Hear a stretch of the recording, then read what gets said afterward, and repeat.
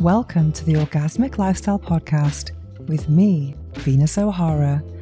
An orgasmic lifestyle is about reaching a climax in all areas of life, not just in the bedroom.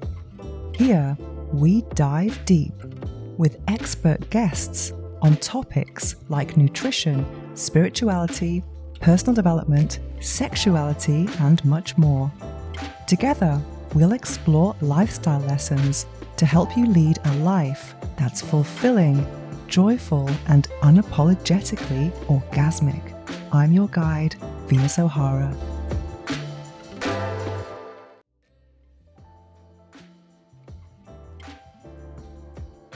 Welcome to episode 149 of the Orgasmic Lifestyle Podcast with Venus O'Hara. In this first quarter moon episode, we discuss sexual pleasure and sexual confidence. We speak with Dr. Tara, the internet's resident sexpert and author of How Do You Like It? A guide for getting what you want in bed. I also review the book, The Science of Scaling. Grow your business bigger and faster than you think possible. And this is by Dr. Benjamin Hardy, Blake Erickson, and it has a foreword by Tony Robbins.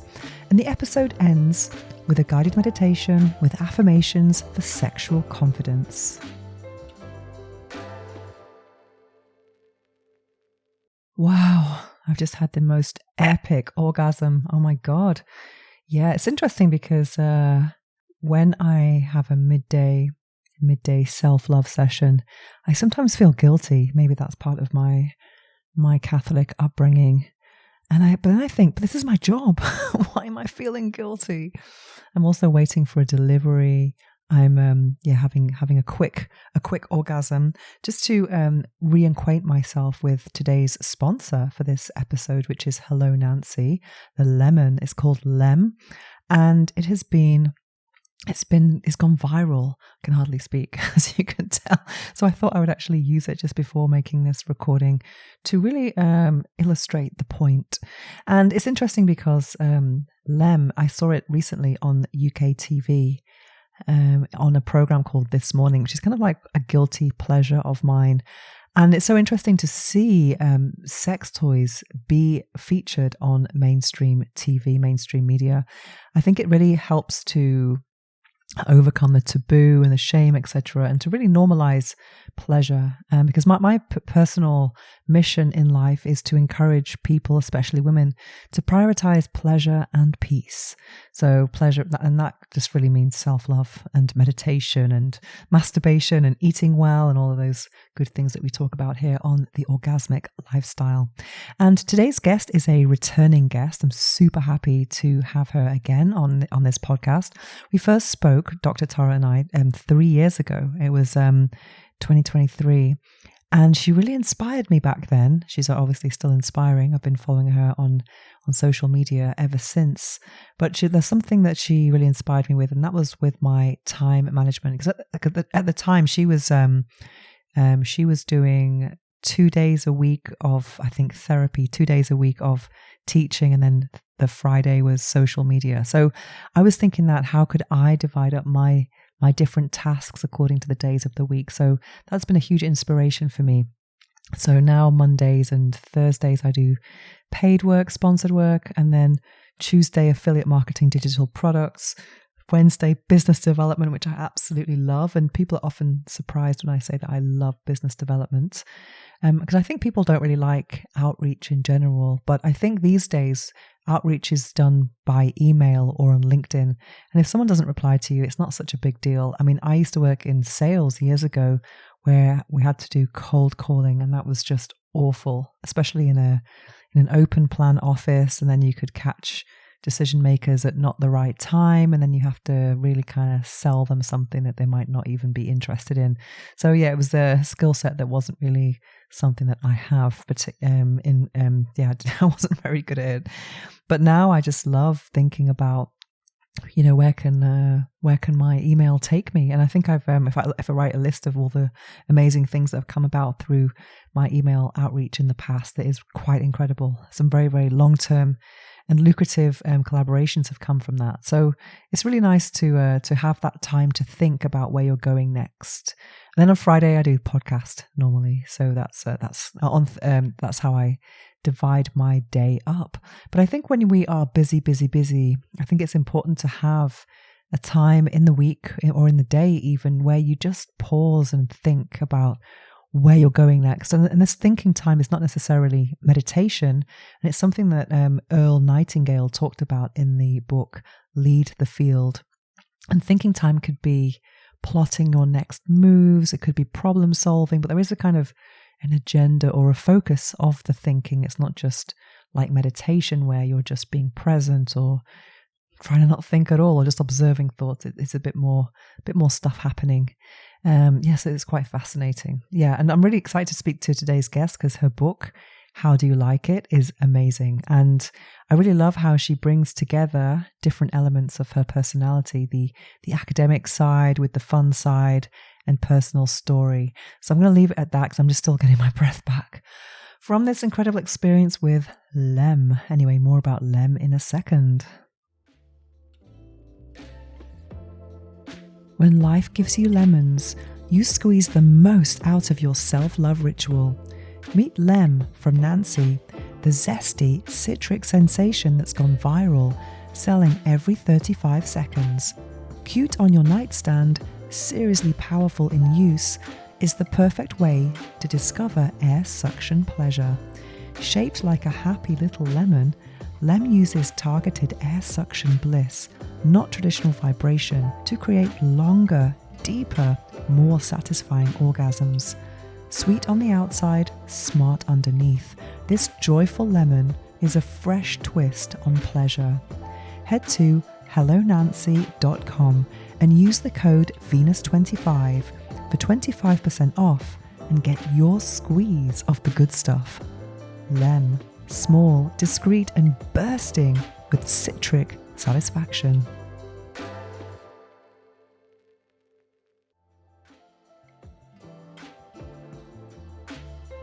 Now it's time for this episode's interview.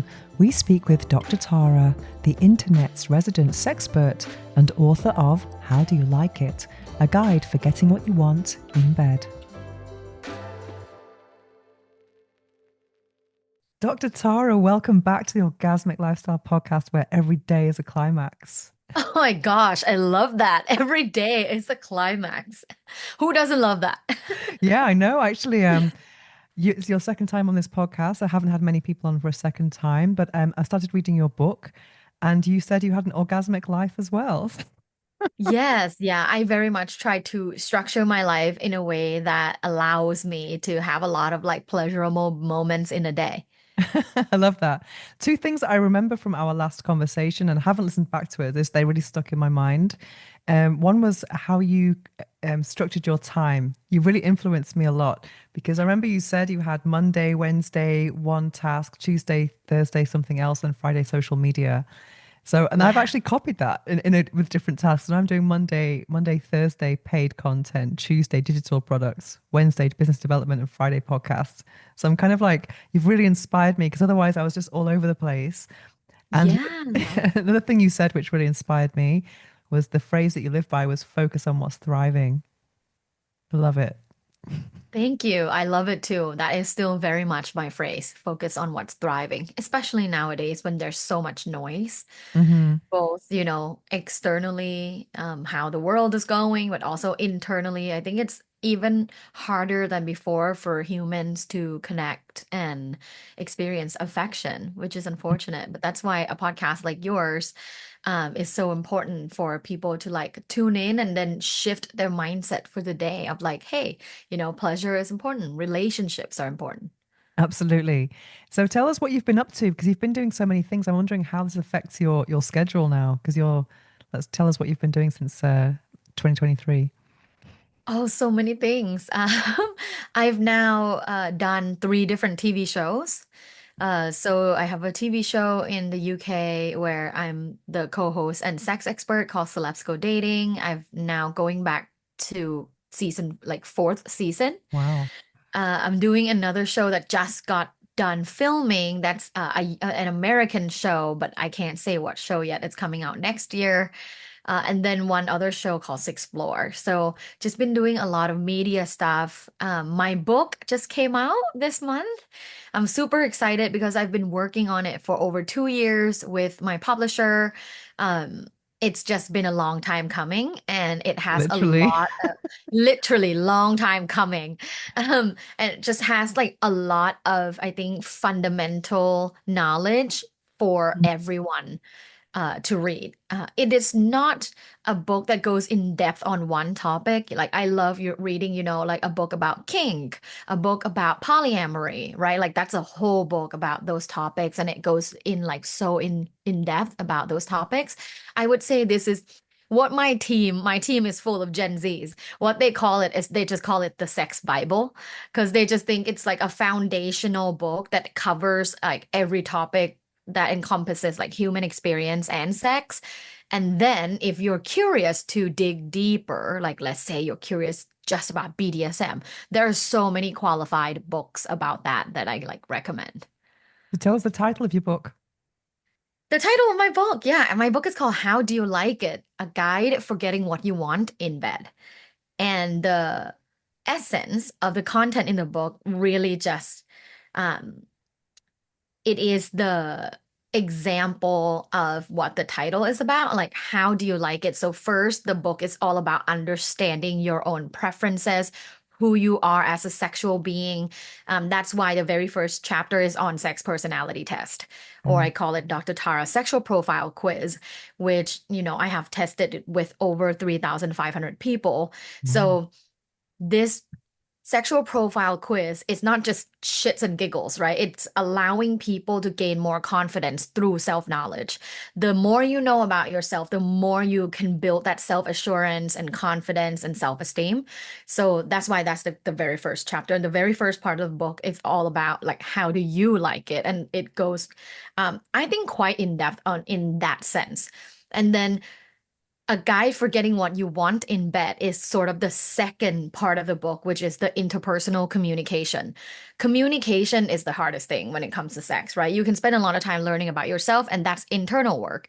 But then having to express it to a partner, having to bring something up, like that's scary. But that's why this whole section of the book is all about interpersonal communication of like different scenarios, micro sexual communication, macro sexual communication, dirty talk, all kinds of things that allow for you to have a more communicative, expressive relationship.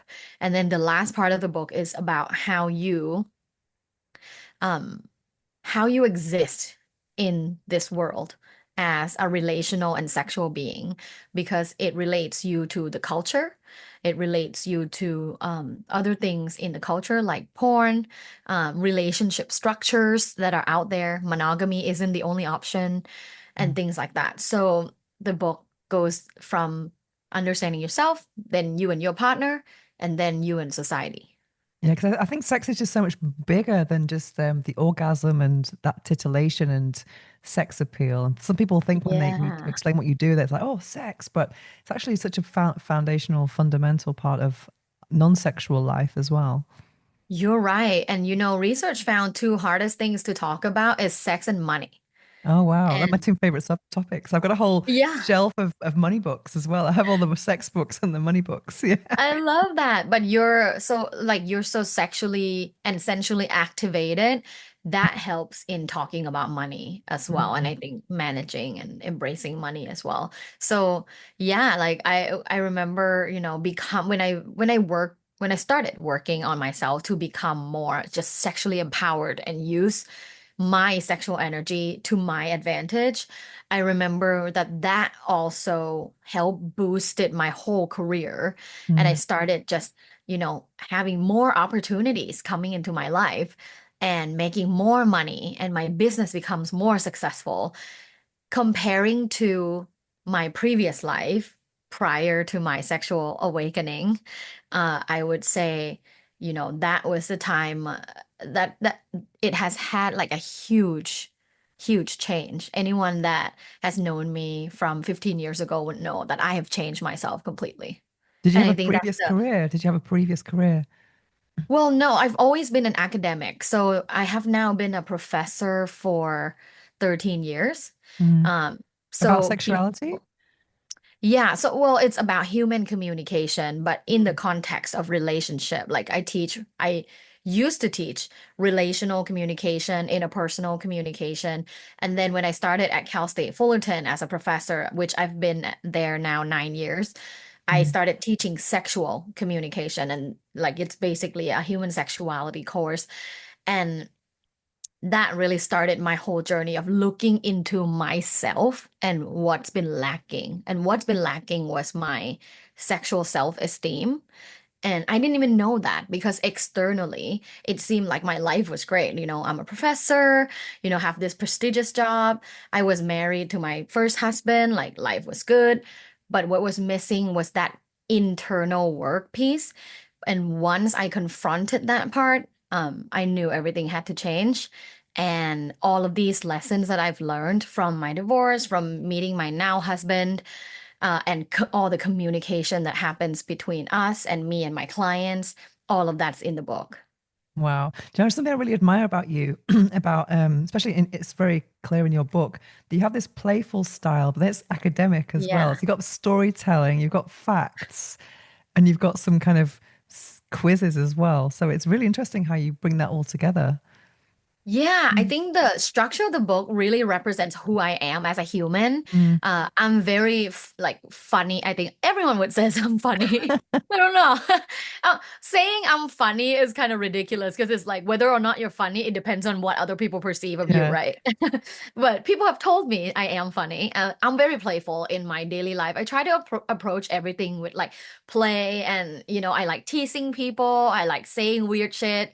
But I also love sharing personal raw experiences and perspectives. And I also love incorporating like my academic side and research because like I spent, years and years in school, right? Like took me 4 years to do my bachelor's, 2 years for my master's, 4 more years for my PhD. Like I've been in school for so long, it's sort of my MO to like Mm. go with academic research. But at the same time, I think making this book funny and humorous to read was my goal.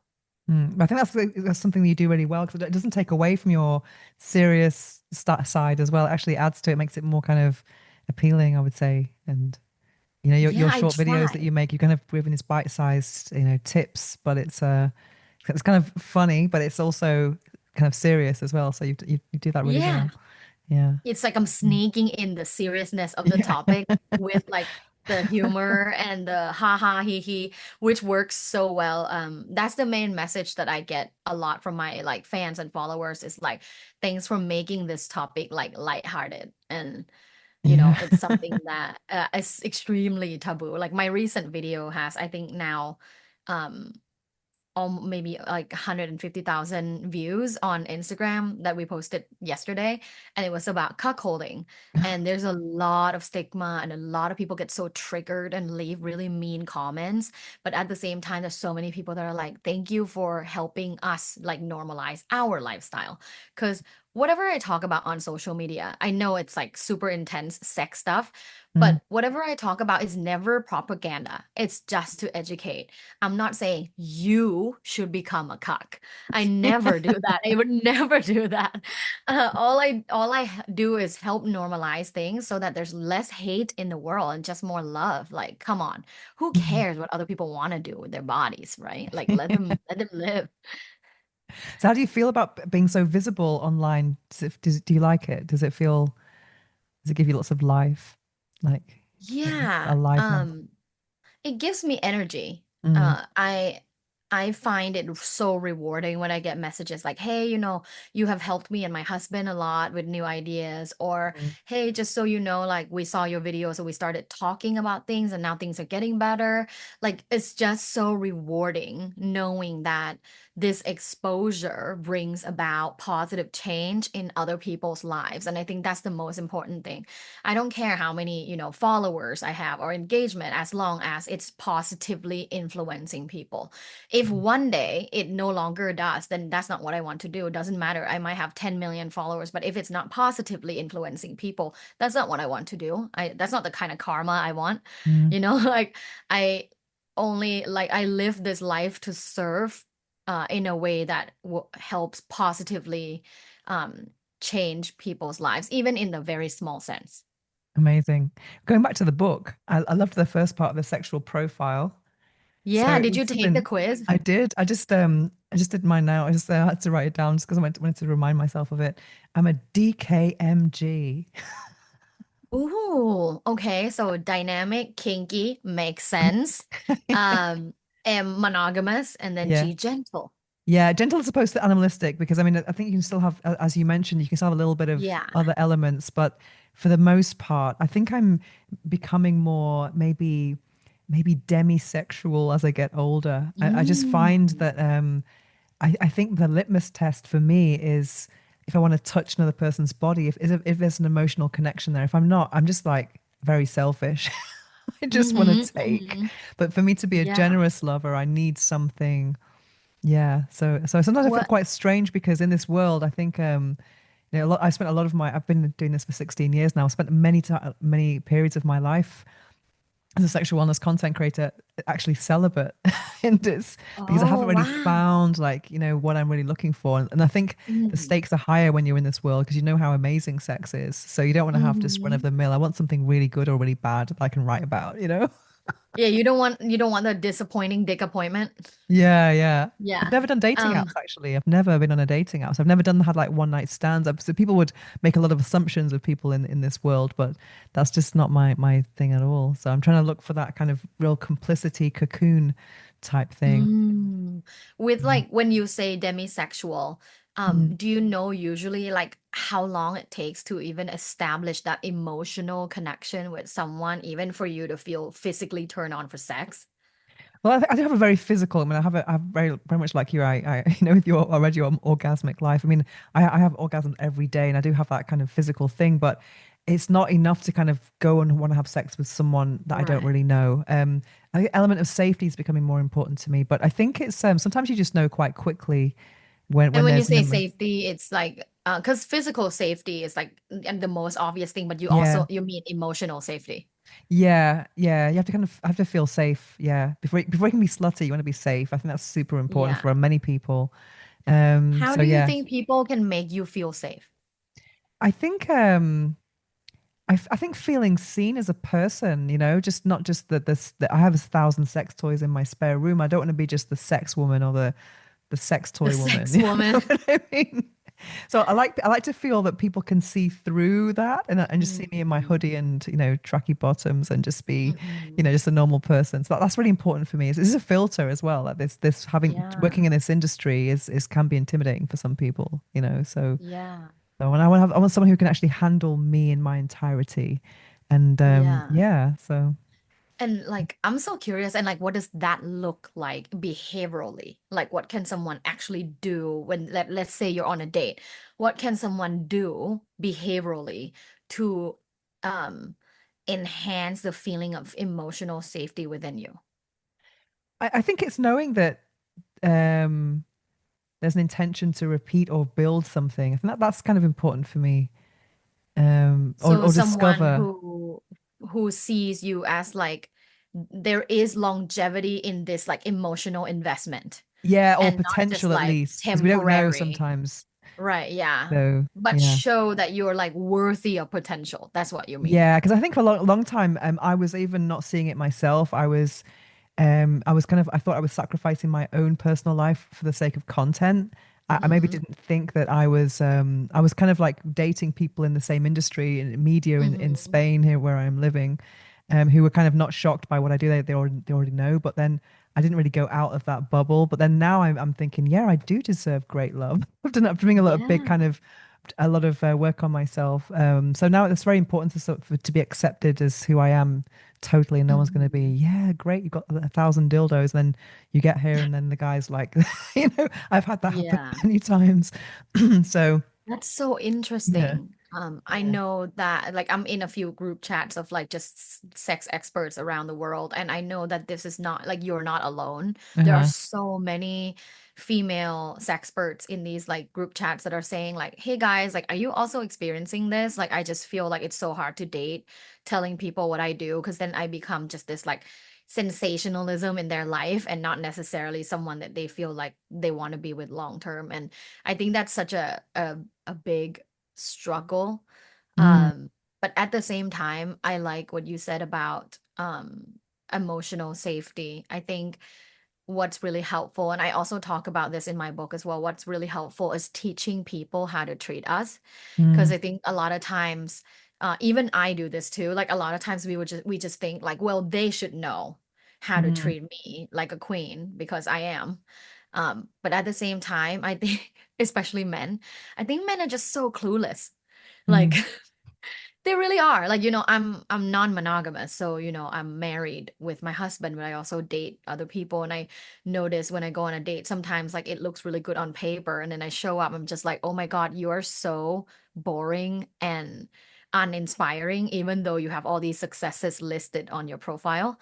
Um, to me, it's like they don't necessarily like know how to engage in conversation. They don't know how to physically, behaviorally show you they're interested. There is longevity. There is a potential. They want to be someone you desire. They want to help you feel safe and seen. They just don't know how. mm, And that's what I notice with a lot of men. It's, and it doesn't matter how old they are either, because people think, oh, that's like a young men issue. It's not. Like I've dated people in their 40s that like don't know how to show that to women.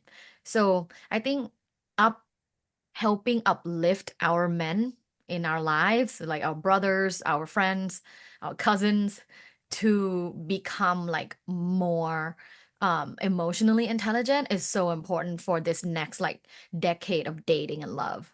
mm, absolutely. Yeah. And I saw that you actually spoke at the, was it Sexual Health Alliance Yeah. event? Well, they were in Barcelona, I think a week or two before that event.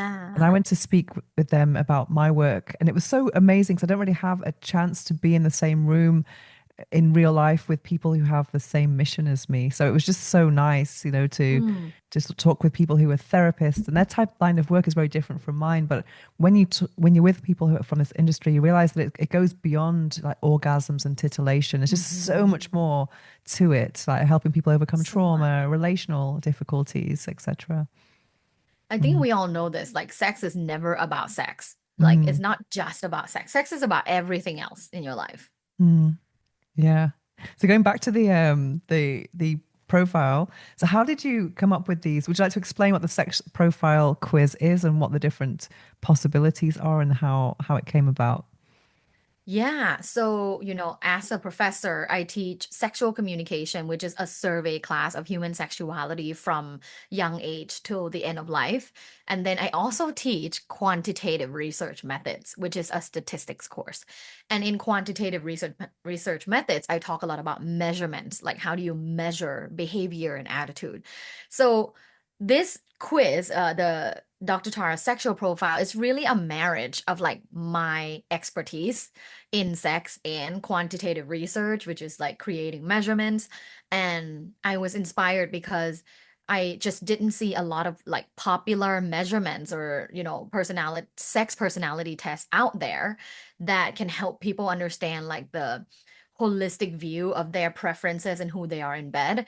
So that was my inspiration. Like I couldn't find one for myself. There is a BDSM one that I love, like a BDSM quiz. You take it and it kind of tells you what like type of BDSM you are. But I haven't found one that was like a holistic, looking at different behavioral and attitudinal aspects of who you are in bed. So that's why I created it, to help people understand themselves better. Now, when I created it, I figured, let's look at the different different aspects of human beings and how they engage in sex. So the first one is whether you're leaning more dynamic or consistent. This shows your preference in bed, whether you are dynamic, meaning you crave changes and differences and variety in your sex life most of the time. Like variety turns you on. And then consistent means people that love to stick to like a couple of different positions, the same sex toy that they use, maybe having sex in the same position, in the same bed, because like that's how they consistently have orgasms, which is totally fine as well. There isn't like a better or worse. Everything can be amazing and orgasmic. So that's the first dimension. The second dimension looks at whether you are leaning more traditional or you're leaning more kinky. And kinky in this measurement is very subjective because kinky is identified as you liking unconventional sexual activities. And I listed out what is seen in the mainstream culture as conventional. So conventional is sex between two people. Conventional is missionary sex, maybe doggy, maybe oral sex, and maybe a little manual stimulation like hand job. But that's pretty much it, right? Like having sex like outdoors or going to a sex party or trying, anal or pegging, like all of that is unconventional. Mm. So if you enjoy unconventionality in your sexuality, you're leaning more kinky. If you prefer traditionality and conventionality, then you're leaning more traditional. The third dimension looks at structures of how you enjoy sex with others. Do you only enjoy sex with only one person during the duration of your relationship? Then it means you're monogamous. If you are open to discussing different ideas involving other people in your sex life, it means you're flexible. And then last dimension, the fourth dimension is how you express yourself, your body, your verbals, your nonverbals, and how you prefer it with your partner in bed. And this is whether or not you're leaning animalistic. So you like hard touches, scratches, loud moaning, loud noises, or you prefer gentle, which is kind of like the Marvin Gaye, let's get it on kind of love making. I think I call it love making versus like fucking. And of course you can like both, but I think people have their like um primary style, and anyone can enjoy their secondary style, but I think people typically have their primary style. So these are the four dimensions. Once you take the quiz, you'll be able to identify these for yourself, and this was really going to be a great catalyst to having a conversation with your partner because now you have these words to talk about. Yeah, having language and labels can really help, like understand Mm. yourself and other people, and maybe understanding why there might be an incompatibility with a partner. Yeah. Yeah, I Mm. really I'm a fan of language because I Mm. think it's so hard. I know there is stigma around label, especially nowadays, right? Like if you're in our field, like we are also liberal, and a lot of people in our field like don't like labels. But I'm actually a fan of labels. I'm a Mm. fan of language and labels and categories because it just helps people understand themselves and others a bit better. When there's no language or terms for it, it's kind of like, well, this is how I feel. And I'm just like, well, I'm not like completely understanding because I don't understand a definition. So I love like terminologies when it comes to sexuality. I talk about so many different terms in the book, and I love them. I think it helps people categorize and understand how they exist in the world. Definitely. I remember watching years ago, I watched this documentary about balloon fetish. And it was Oh someone yeah. that talked about someone who, had this, imagine having this fetish growing up and you can't tell anyone because it's so weird. And then you Hmm. discover there's a whole community of looners, they're called, and they have these parties. And then this person described a real sense of belonging and just this sense of community, that they didn't even know existed thanks to language. Yeah, I love that. Like, I have never been to a balloon fetish party, but I All would the, all the love. popping would be a bit much, I Yeah, think. but I would love to explore. It Yeah. sounds cool. Yeah. And so tell us, so how have you seen any kind of first-hand experiences of the profile quiz and any kind of anything that's surprised you from people around you that have done the quiz and has anything? Any discoveries that have surprised you around it? Oh, the main surprise that I've been feeling after people take this quiz and read through the chapter is people identifying that they are flexible. Like Oh, my friends that are hardcore monogamous people are like, well, after I read the actual description of like the possibilities of it, and like it doesn't have to be, an open relationship or polyamorous relationship. It's just the flexibility of discussion about others and potentially including just sexually, or there's just like it's like an a la carte menu, and like you just pick an item on the a la carte menu. And they feel like, yeah, like I would be down for a threesome like once in a while just for fun, or like, yeah, I'd be down to go to a sex party to like watch and maybe like make out with someone or watch my partner make out with someone.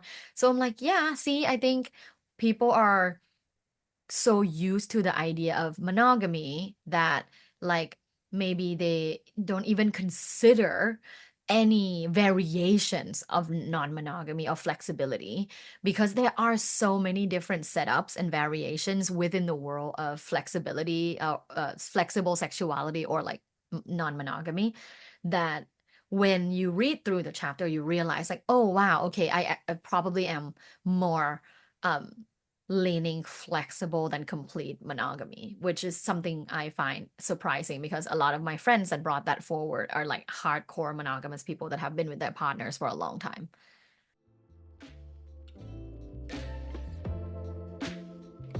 before we continue with the interview, a quick squeeze of something zesty.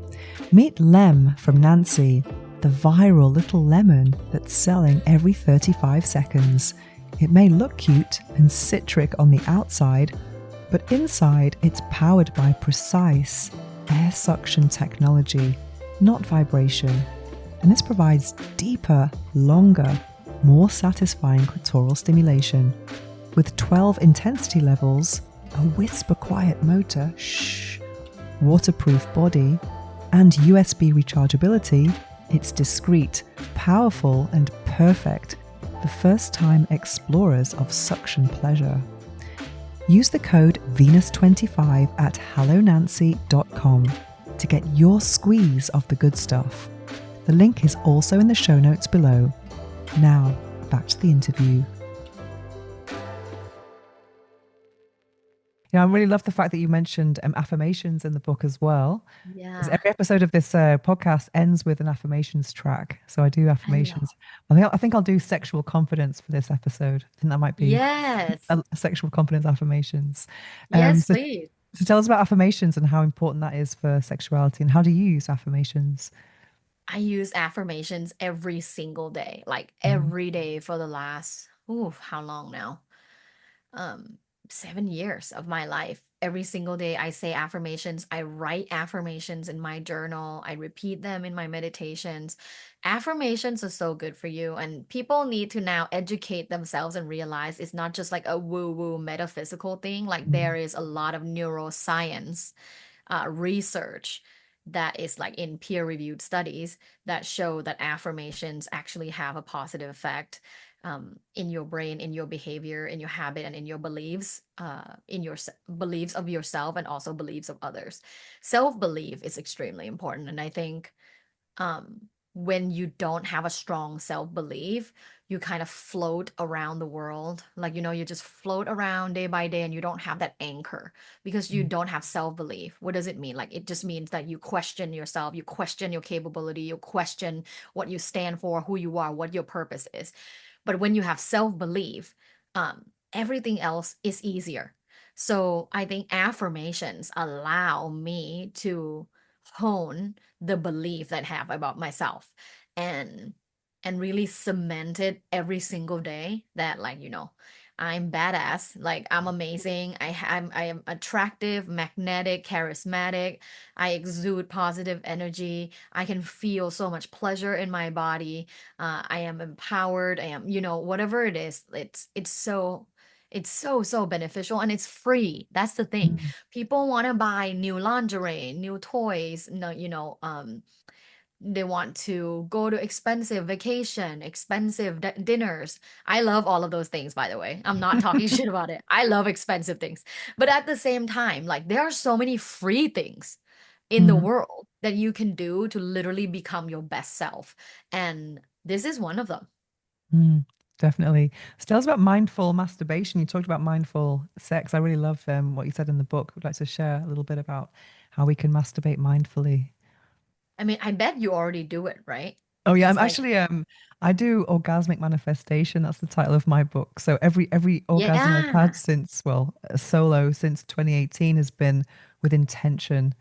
So so I So kind of what do you think, usually manifest when you come?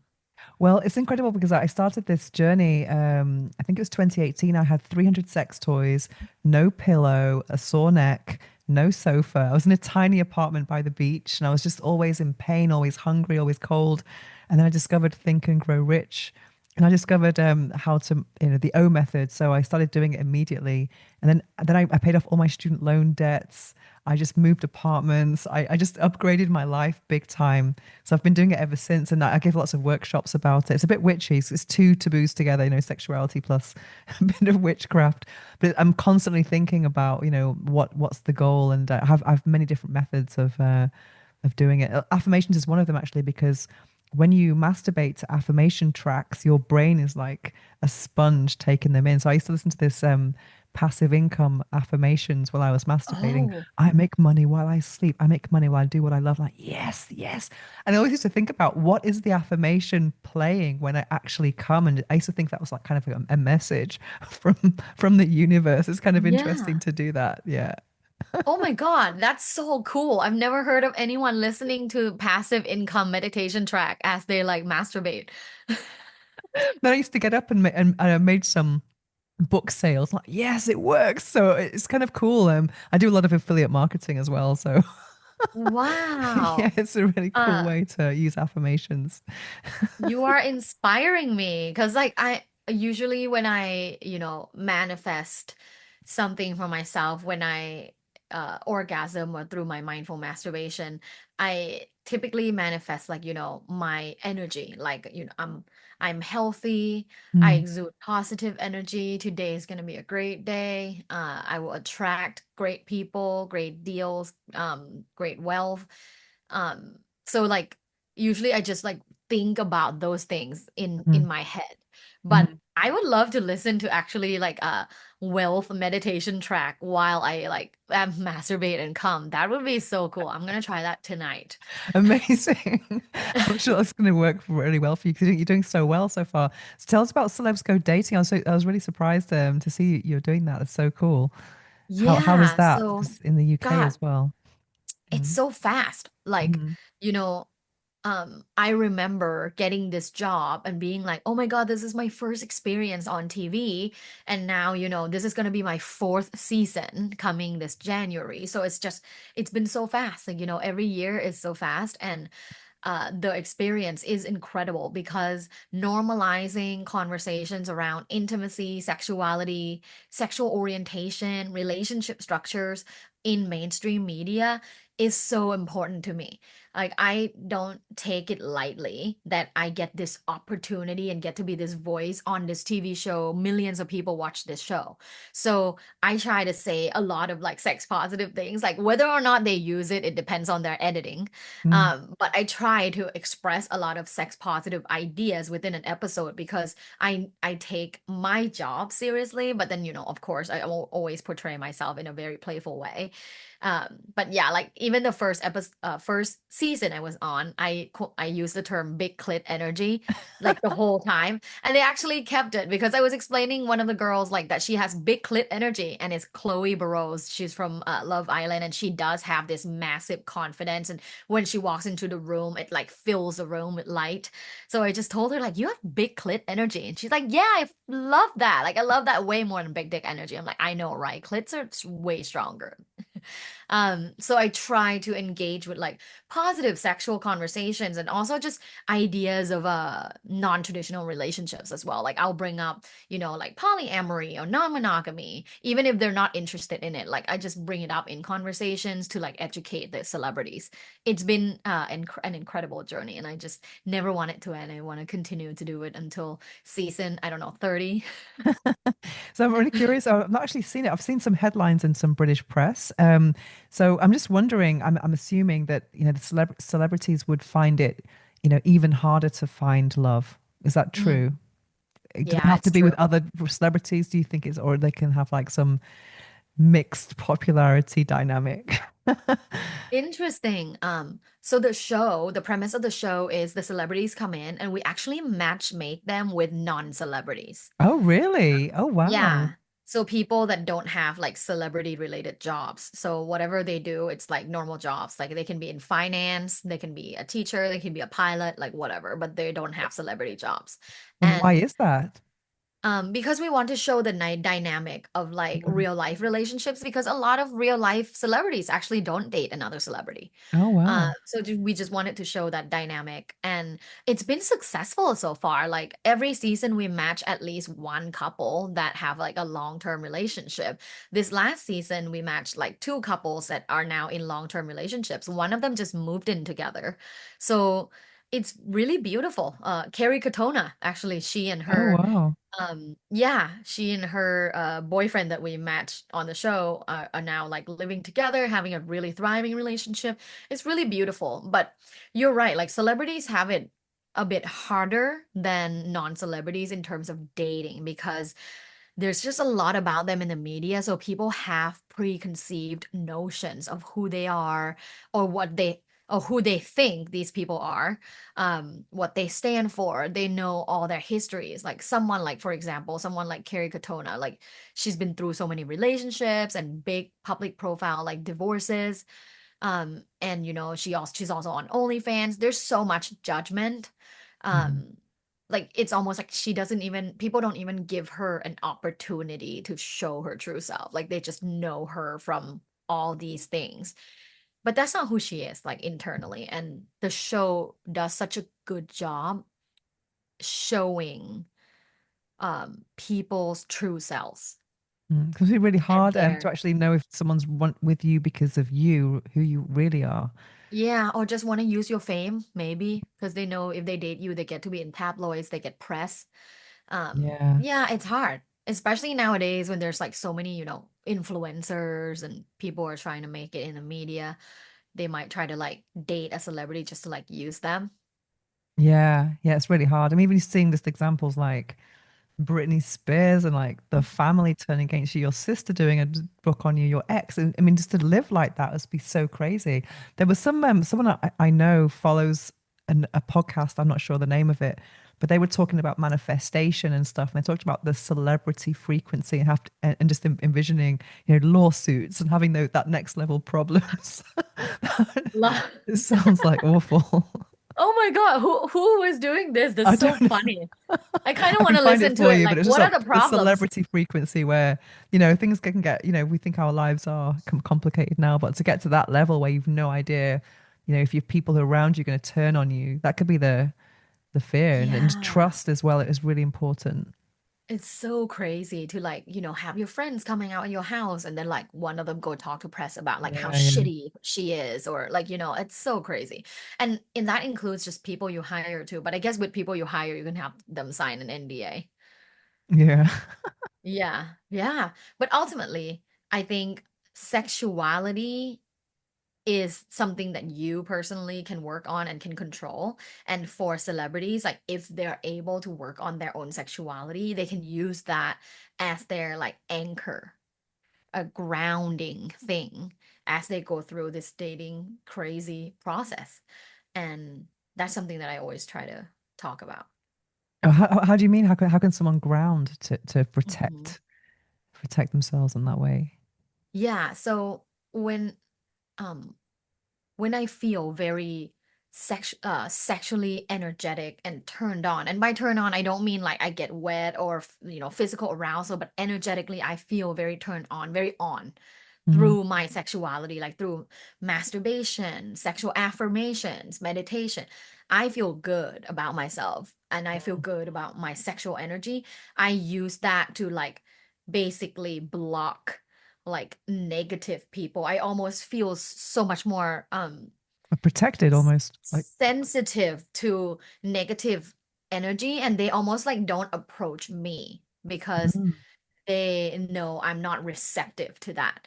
Like I would say 99% of the time, people that approach me or my friends and the people in my close circles are extremely um, positive and have great energy. And I think my sexual energy attract that. Ah. Yeah, that's my belief because I've been in this body for a long time. But when my energy, my sexual energy changed after I got a divorce from my first husband, my life has just changed completely. Like the friends that come in, the opportunities that come in, there's much less friction in my life.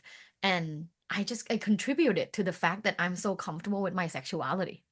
Mm. So how else do you think sexual energy influences someone's life? It's so strong. Mm. Yeah. I mean, if you are sexually frustrated, Mm. it will appear in every aspect of your life. You Mm. will be like fidgety, negative. You will have a lot of limiting beliefs because of that. All of that energetic frustration from your sexual frustration will then translate into you not being open and receptive to positivity and blessings and opportunities in your life. So that will then in turn affect your work and business, your friendships, because you might not show up the most positive at your A game, your family relationships, and overall just your well being. So I think embracing your sexuality, self pleasure, and then focusing on intimacy with your partner, that will pay off. Definitely. So, as someone who's a sexpert, you obviously know a lot about sexuality, but what's something that you've learned recently that surprised you? Ooh, so many things because I put myself in a position to learn every day. Um, something that surprised me, it was so surprising, was how uncomfortable I was exploring BDSM with a dominatrix in a dungeon. Yeah, Was that like for a the TV dom project? I think I might have seen something on your socials about that. Was Yeah, it's for a TV project, but Mm. basically I became a dominatrix. Like I went to school, like I went to a Oh, Dom dominatrix class. school. Yeah, dom school, and worked with this dominatrix who's been practicing for over 25 years. And she's scary. And I think I'm just not used to, like, I'm a boss in real life, right? Like I have a business. I have lots of people that work for me. I assign work all the time, like delegate, I oversee, I say this is not good, this is good. I have no problem with that.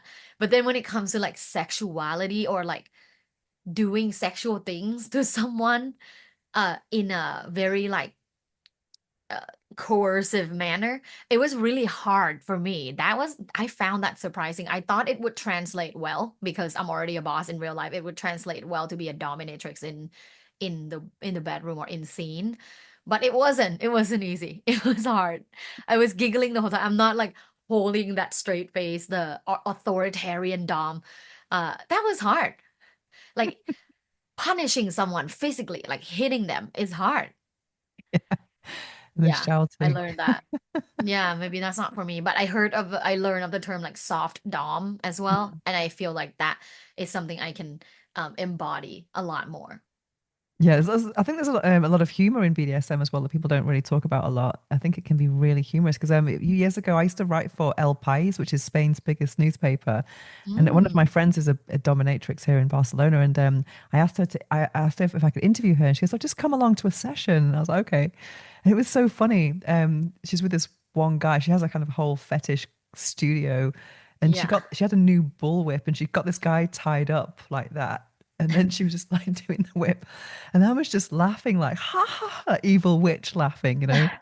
And then she said to him, dance, dance. So the guy's like dancing. And we were just laughing. Ha, ha. It was just That's hilarious. amazing. Yeah. Uh, I feel like the session that I was in, so there were two slaves, right? And I can't talk too much about it, but like it was really hard to treat someone like a slave. Yeah. But what about the It started worship to angle of shift. like just getting, foot massages and Yeah, like foot massages is fine. I think the punishment is the hardest for Mm. me. Hitting Yeah. someone, stepping on someone, spitting on them, like Yeah, that's yeah. hard. The dark BDSM part is hard. The light BDSM part is fun. And more of a gentle dom. Yeah, like that Mhm. was fun. So that's something I learned recently. And actually, like I highly recommend every woman go through like dominatrix training, even like just work online workshops or something, because you will discover something about yourself that you can't through other methods of life. You think in terms of communication, you can learn a lot as well about how to ask for things Yeah. and yeah. Yeah. So how And else, just what like else do you think you can learn from dominatrix school? be a bitch for the day. It's great. It felt so empowering and great to like have a moment to not worry, to be a people pleaser, to be like Hmm. soft and feminine and just be like, yeah, like fuck that, and dom someone, and knowing that they love it too. Yeah, yeah. Like it's a great experience. You learn empowerment, like self-empowerment. You learn that you don't have to always like, go like please everybody else, and always ask for things, and like just sometimes just do them. Like Do it's it great. anyway. And being a bitch for the day, that I love that. I also saw in your book that something that surprised, going back to big clit energy, you mentioned the clitoris had over 10,000 nerve endings. I thought it was Yeah. 8,000, so there were even more than I thought. Yeah, Tell us about that. research keeps showing that there's more. Like there's this woman that does research. I think her name is Dr. Kimmy Lovey. She does research in New York, and she does the clitoral ultrasound. I Mm. think NYC Oh, I've heard gynecology. he's been on this podcast. Yeah. Oh, great. Yeah, I think Yeah. he also does that work with her. But yeah, they just keep finding that there's more nerve endings. Like Mhm. right now, it's about 10,000 plus. Oh, wow. I love Like that. it's just so sensitive, and it's so great that it's like on our bodies, like accessible at any point in time if we mentally allow it. It's Mm. the mental part that's hard. And I know that for a fact because like I have a very busy life as well. Takes a while to wind down and turn Mm. on physically. So you also talk about in the beginning of your book, you talked about being at the temple as well. So how can we bring the spiritual and sexual together and seeing it as all part of God and life force? Have you got any tips for? Because Mm. people will struggle with that a lot, I think. You mean struggling with their religion Yeah, and I guess yeah, being a sexual person? yeah. You Yeah, mentioned a I worked temple on and that. orgasm in the morning the same day. So I think some people kind of compartmentalize those parts of our lives, but the actual, I think it's all God. I mean, that's my Oh personal, God. yeah. Yeah, I agree with you. Hmm. Um, I worked on it through affirmations and meditations as my methods of Mm. coming to terms with the fact that I can have faith, Mm. and have a religious practice, going to a temple, pray to Buddha, and then come home and play with myself. Like I think I think working on understanding that I am a diamond Mm. and I have multiple reflections. I have multiple sides of me. I'm multidimensional. One dimension is a Buddhist, another dimension is a slut. And learning to accept, and not only accept, but embrace um, your multidimensionality is extremely important in becoming a powerful person, a powerful woman, man, or whoever. Because if you think you're only this one thing and that's the one thing that you have to hold on to, then you're limiting your life to just that one human experience. Um, my peer, Amanda Getz, just published a new book called Toxic Grid. And in her book, she talks about how like a woman is multiple things. You're a CEO, you're a caretaker, you're a doctor, because like when you're a doctor, you care for your health. You go to the gym, you eat healthy, you shop groceries that are good for you. When you're a caretaker, you take care of your kids, yourself, your husband, your partner. When you're a CEO, you're taking care of your business, da da da da da da da. And then when you're a goddess or queen, like you take care of your pleasure and your sexuality. So in my own practice, I try to remind myself on a daily basis in my journaling that I am multidimensional and every dimension of me deserves recognition. Mm. I love that. The very first episode of this podcast, I interviewed Dr. Laurie Mintz, Yeah, I Organic love Clitoris. her. Yeah, so the affirmations was clitoral gratitude affirmations. Oh my God, what is it? Like, how do you just, I'm thankful for my clit. Yes, I thank you for the. It Yeah. was 8,000. I have to update the track now with my new microphone as well. Thank you for the 8,000 nerve endings for giving, designed to give me pleasure Yes. and all of this. It was all kind of, because I do believe I also had a Catholic upbringing, so I know all about the guilt. I made a Oh YouTube video yeah. once called "God Gave Me a Clitoris, Hallelujah," because I think if Oh, you I if you love if you that. kind of embrace it as part of a gift from God, and you must use it and appreciate it. And otherwise, it's like having this gift and not using it. I So really love that yeah. title. I need to look that up. Yeah, it's a really old video, but I watched it back recently. I thought, yeah, my message hasn't changed, so it's quite Oh. consistent. But it's so it's really I think it's really good to know how you feel about this. But I'm glad I've had that upbringing because it makes me relatable to those people. I Mhm. understand where they're coming from and what their struggles are. Would you say it's the same for you? Exactly the same. I'm so grateful of how I grew up and all my experiences. I grew up very Buddhist, but also went to an all-girls Catholic school. Wow. So Catholicism is deep in me because I spent since like first grade until eighth grade in a Catholic school. And then, now being someone who's sort of someone taught me this term the other day, which I love. Like, goes to show I learn something new every day. Someone said pan, because there's pansexual, pan romantic, um, pan spiritual, and I really love it.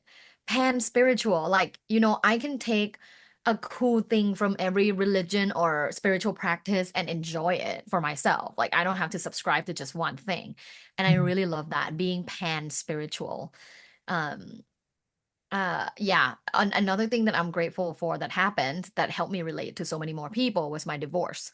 Oh, Because, like half the people that have ever been married have been divorced, right? Like we have about 50% divorce rate. So, here I am existing in the world as a divorced woman, who had to go back out there to like date again and find now the love of my life. Um, that divorce was very painful, but at the same time, I'm so grateful that it happened. And I wouldn't change it for a thing because now it allows me to relate to all those divorcee out there. Whoop whoop. amazing. So, look, a Yeah. question for you. I'm really curious about how you can answer this. What is your favorite sex toy? Your Oh, go-to? wow. I'm sure you got a My lot go-to, I at have the so moment. many. My go-to at the moment is the Lelo Sona. Is the one that's the Oh yeah. pulsing on my clitoris. Like, Mm, so it's not vibrating, it's mm. pulsing. And it's almost like sucking the clit up with like pulsating technology. I really like that feeling. Makes me like very squirmish. Oh, great, great. Yeah. What about you? What's your go-to right now? Right now, I just tried a new one from Satisfyer called Mochi. It's actually in my bathroom. I can't show it to you, but it's kind of like a mochi that sucks and vibrates, and it's just so Wow. amazing. Yeah, I've used it a lot Cool. because I have to test new toys every week. So if I repeat something after the review, it means it's really good. Yeah, I love that. Like you're such a good like trusted source for that. Yeah, yeah, I've got so many. It's like, oh, gotta do another one. It's a Yeah, your clit where's works the hard. review? Your clit works harder than your brain sometimes. Yeah, but it's just incredible because I have so much energy, so much sexual energy, and it's just never Yeah. depleting. It's just I have so much, and it kind of keeps me grounded. I think sex Yeah. toys replace bad sex. You know? I agree. Yeah, I agree. You know what? Like, I learn something new every day. Like, I feel like after this, I'm gonna go masturbate and listen to like a wealth and money track. Learn that from you today. Amazing, amazing, and just pay attention to the one that where you explode. Yeah, I will. I will. Amazing. Even think Where of can people like find you? $50 million in my bank account when I come. Yeah, you can make your own as well. That could be really good. Yeah. I love that. You can find me on my website and my Instagram. That's lovebites.co, LUVBITES.co. Amazing. Well, thank you so much for joining us today on the Orgasmic Lifestyle. I'll be reading the rest of your book and learning more things. The book I'm reading now is The Science of Scaling. Grow your business bigger and faster than you think possible. And this is by Dr. Benjamin Hardy and Blake Erickson. And the foreword is by Tony Robbins. And the authors are the founders of scaling.com and also the authors of The Gap and the Gain, which I reviewed here a few months ago now, I think. This book had been on my radar for a while because the idea or the notion of scaling is very exciting, making your business go bigger and growth, etc.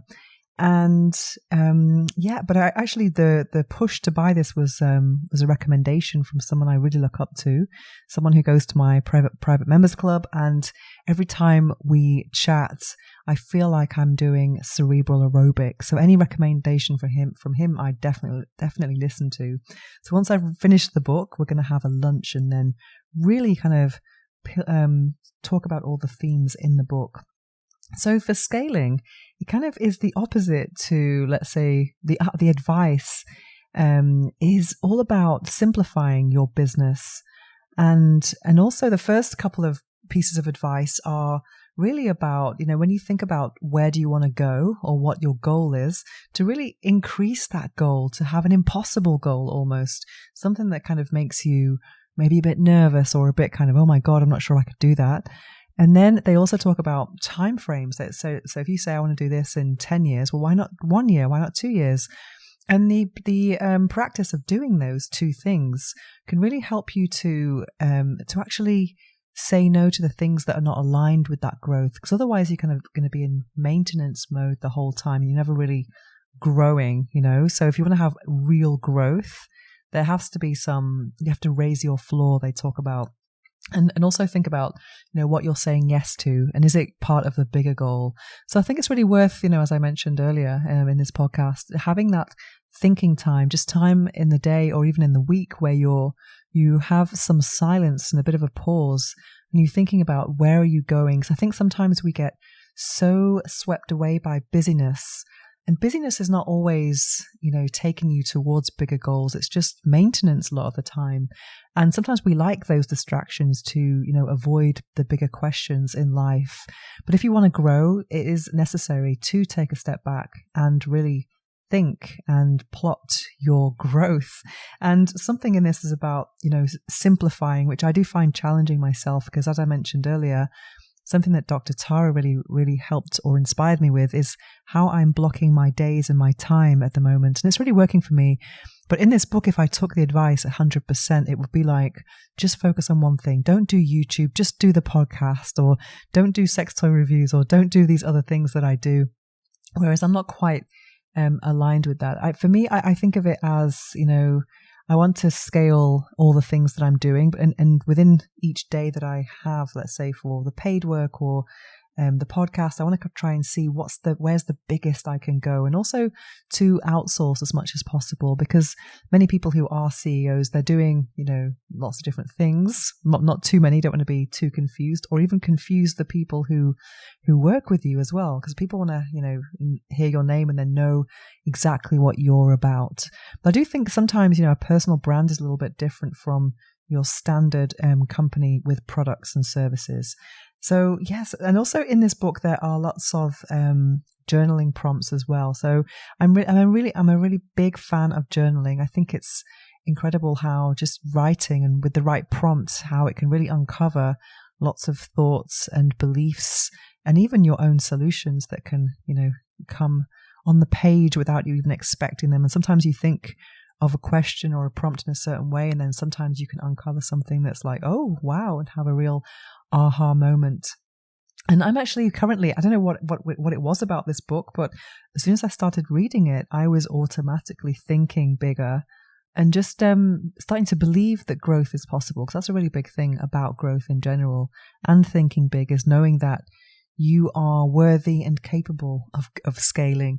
And I've attracted so much growth in my business. And it's got to the point where I'm a little bit overwhelmed. And it's kind of funny to have these growth problems where you have a lot of people asking you for things. And sometimes then, a lot of new collaborations, etc. Lots of affiliate stuff and digital stuff also delivering.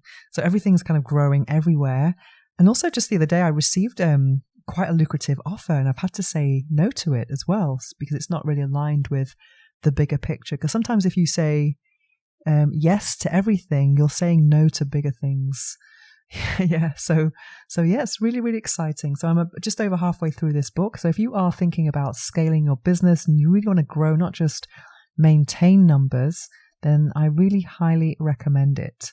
And this book is quite similar to The Gap and the Gain in the sense that they present a kind of an easy or something that, or a notion or an idea that's quite easy to grasp, and they give you lots of examples of it, to the point where it becomes a little bit repetitive, but it really kind of gives you the message. You really understand it loud and clear by the end of it. And I haven't actually started the journaling prompts yet, but I definitely will be doing that. And I'm super excited about seeing where this can take me, because it's not about what you read and what you learn. The most important thing about reading or learning in general is what you do when you close the book and how you are going to implement the lessons that you learn, especially the ones that resonate with you.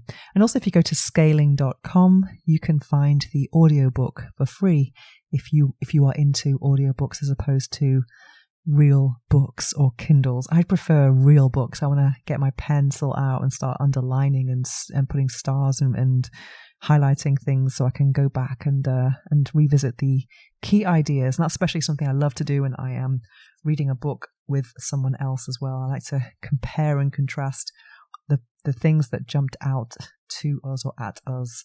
So that is The Science of Scaling. Grow your business bigger and faster than you think possible by Benjamin Hardy and Blake Erickson.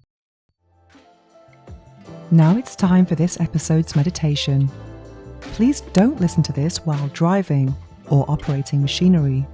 Instead, take a break from whatever you're doing, get comfortable, take a deep breath, and enjoy.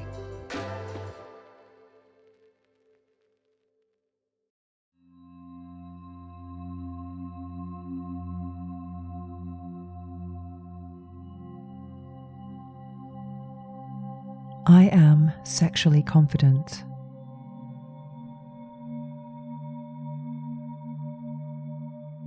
I embrace my body and I honor my desires.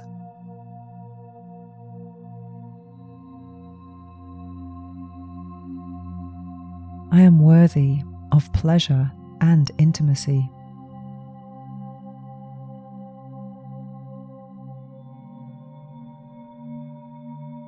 My sexuality is natural, beautiful, and powerful.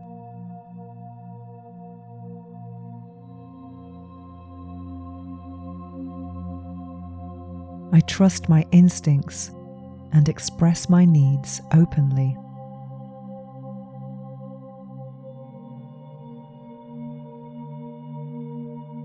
I am confident, radiant, and magnetic.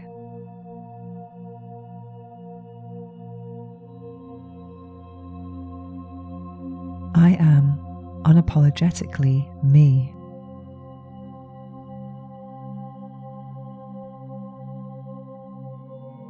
I am sexually confident.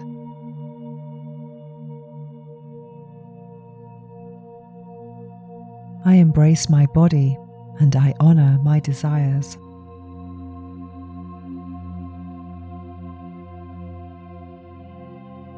I release shame and fully celebrate my sensuality.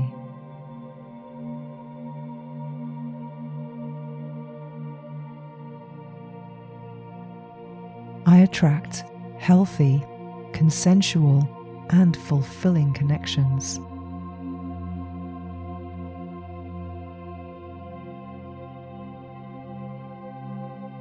I am comfortable exploring my desires without judgment.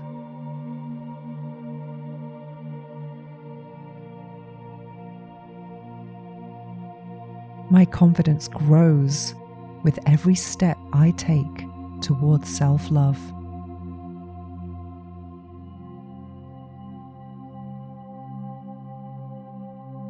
I am unapologetically me.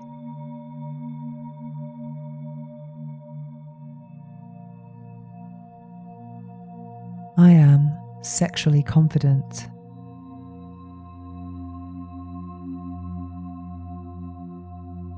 I embrace my body and I honor my desires.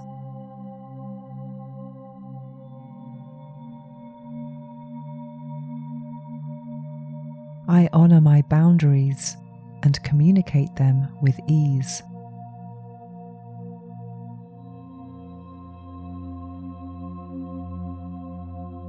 I am deserving of love, passion, and excitement.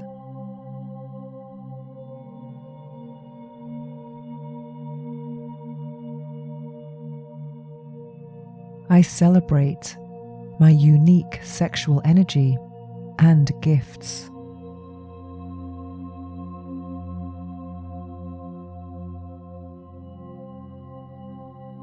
I let go of fear and embrace pleasure with gratitude.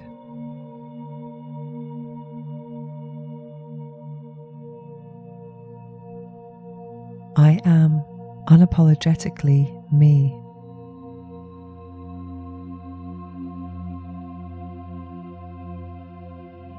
I am sexually confident.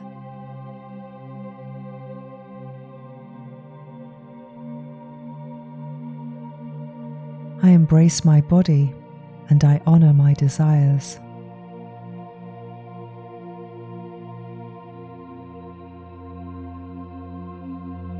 I am bold and authentic.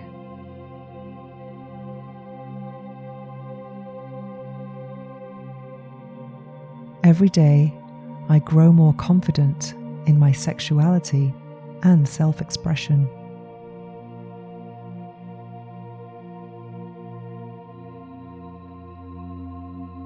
I am worthy of pleasure.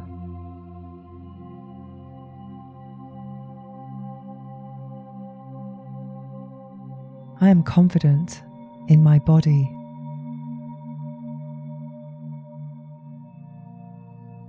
I am unapologetically me.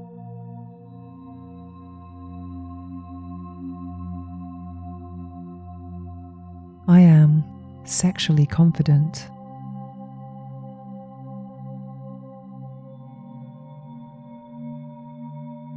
I embrace my body and I honor my desires.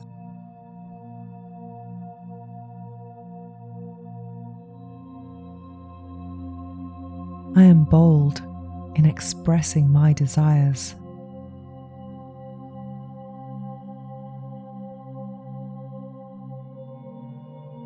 I am magnetic and sensual.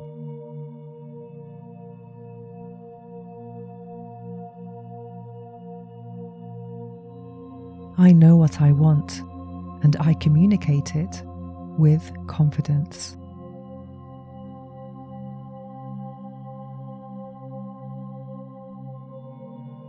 I know I deserve to enjoy a healthy sex life.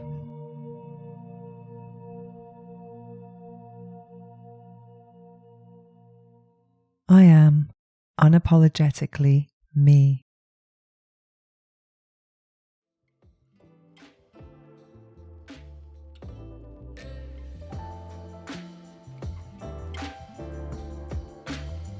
To find out more about me and my orgasmic lifestyle, visit venusohara.org or follow me on Instagram.